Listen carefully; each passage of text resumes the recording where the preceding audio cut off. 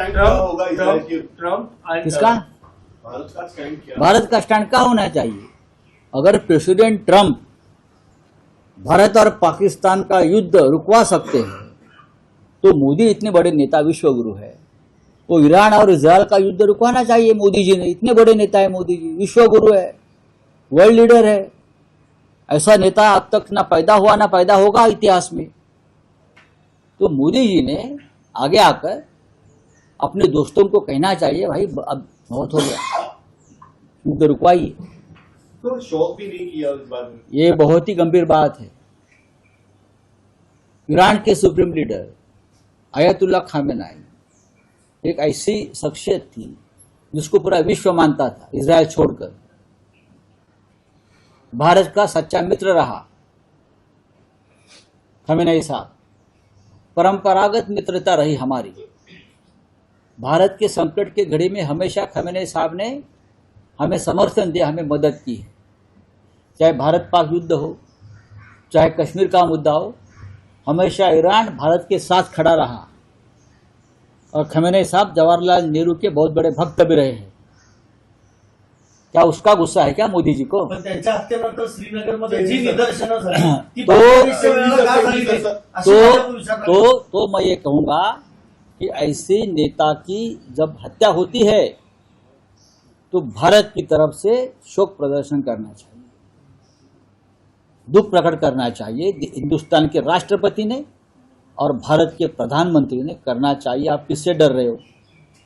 आप इजरायल से डर रहे हो या आप प्रेसिडेंट ट्रंप से डर रहे हो?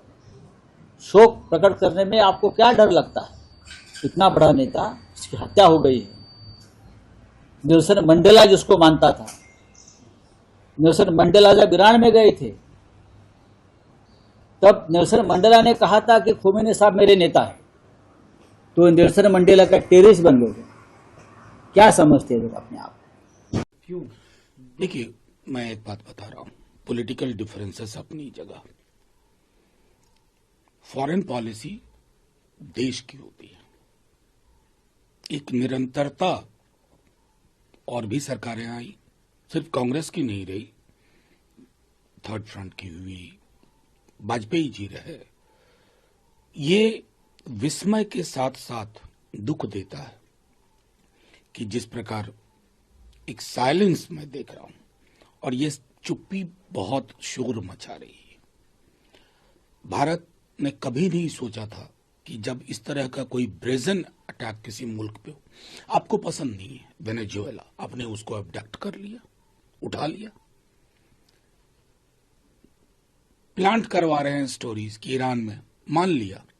तो क्या जहां जहां एक छोटी आबादी या बड़ी आबादी भी अपनी सरकारों से प्रसन्न नहीं है, व्यक्ति जो हैं उनसे प्रसन्न नहीं है, तो क्या अमेरिका रेजिम चेंज करेगा? मैंने कल भी कहा था, ये मध्ययुगीन बर्बरता का युग नहीं था।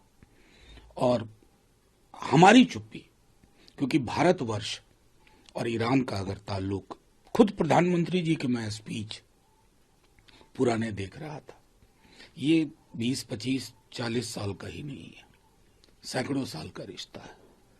कम से कम एक भारत का पक्ष तो जाता कि हम इस तरह की चीजों की निंदा करते हैं, हम इसके पक्ष में करते। यहां तो टोटल साइलेंस, जैसे कि मौत हुई ही नहीं, कुछ हुआ ही नहीं। ये पता नहीं, जो भी लोग एडवाइस कर रहे हैं वो अगर एक आध साल के दरमियान में देख रहे हैं तो नुकसान कर रहे हैं। इसके इम्प्लीकेशन कई वर्षों तक रहेंगे। नेतन्याहू से फोन पर बातचीत की कल बैठक के बाद, उसके बाद यूएई बातचीत की भारतीयों की सुरक्षा के लिए, लेकिन ईरान की तरफ से साइलेंट। क्या आपको लगता है कि भविष्य में इसके कॉन्सिक्वेंसेस रहेंगे? देखिए, ये कहना बहुत जल्दबाजी होगी। वैश्विक जो जियोपॉलिटिकल सिचुएशन है बहुत तेजी से बदल रही है।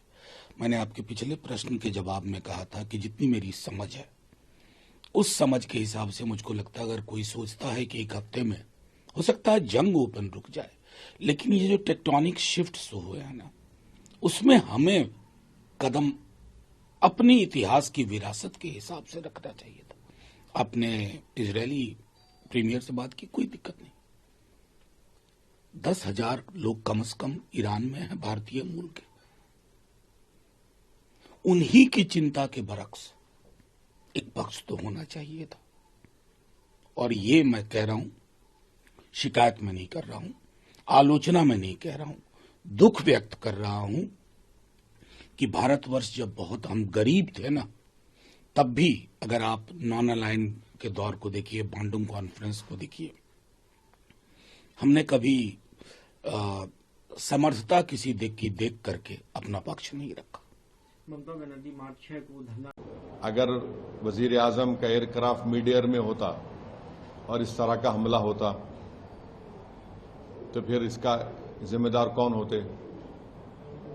और वजीर आजम को, प्रधानमंत्री को देश को बताना है कि क्या नेतन्याहू ने उनको ये बताया था कि इजराइल ईरान पर हमला करने वाला है, और अगर बताया था तो फिर वजीर आजम को चाहिए था कि वो फौरन, प्रधानमंत्री को चाहिए था कि फौरन अपना इजराइल का दौरा खत्म करके देश को वापस आते। मैं इसलिए कह रहा हूं कि अटल बिहारी वाजपेयी 1979 में चाइना गए थे, और जब वियतनाम पर हमला हुआ अटल बिहारी वाजपेयी वापस आ गए देश को। और अगर इजराइल ने नहीं बताया कि वो यूएस के साथ मिलकर ईरान पर हमला कर रहा है, तो फिर ये तो इजराइल ने हमको धोखा दिया। देश के 133 करोड़ जनता को इजराइल ने, भारत की, धोखा दिया है, बिट्रे किया है।